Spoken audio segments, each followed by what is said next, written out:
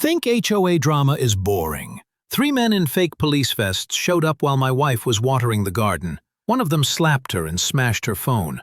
I'm a former Navy SEAL, and when that happened, everything I'd left behind came back. Here's what I did next. I never thought my past as a Navy SEAL would matter in a quiet suburban neighborhood.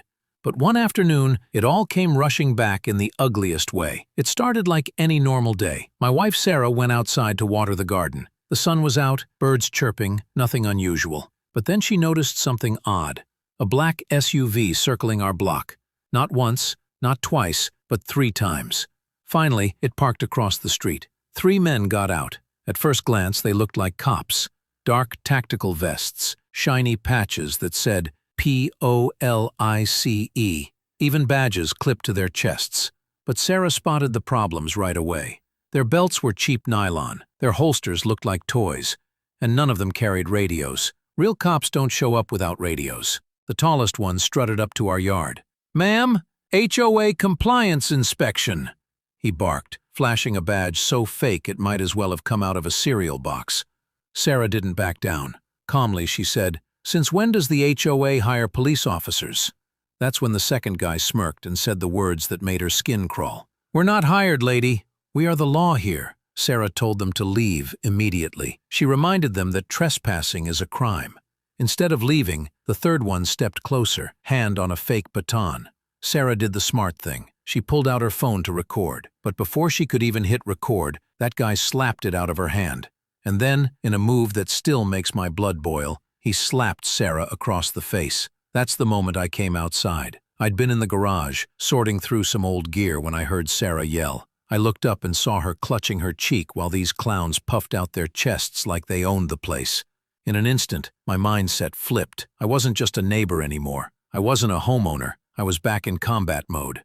I walked right up to them and said, "You boys picked the wrong house. You've got 5 seconds to explain who sent you." The tall one smirked and said, "The HOA president told us you've been ignoring notices. We're here to make sure you comply." I stared him down. I've dealt with warlords and mercenaries. A suburban poser in a fake vest wasn't even on my radar. I told Sarah, "Go inside. Lock the door." She didn't argue. She knew I was about to handle it. I stepped closer and lowered my voice. "Touch my wife again, and you won't be walking out of here."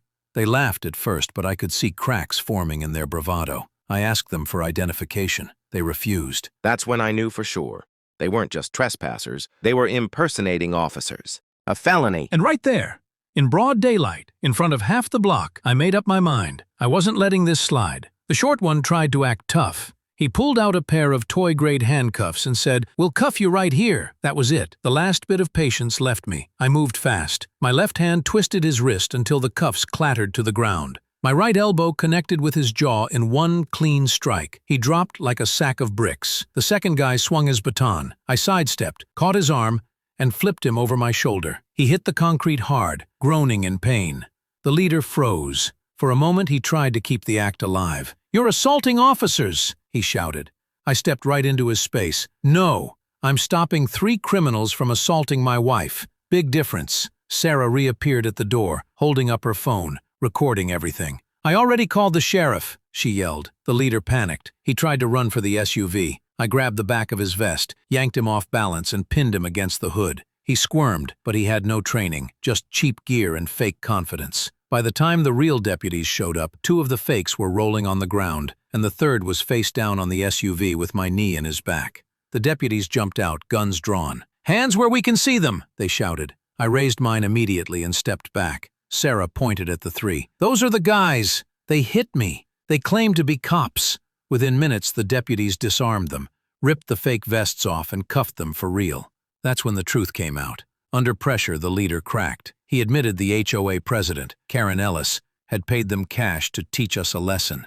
I wasn't even surprised. Karen had been on our case for months about my truck, our fence, even our dogs.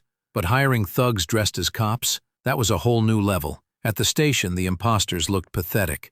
Their fake uniforms were bagged as evidence. Their story fell apart instantly. They admitted Karen had told them to rough me up, scare Sarah, and make us fall in line. When the deputies asked if I wanted to press charges, I didn't hesitate. Absolutely.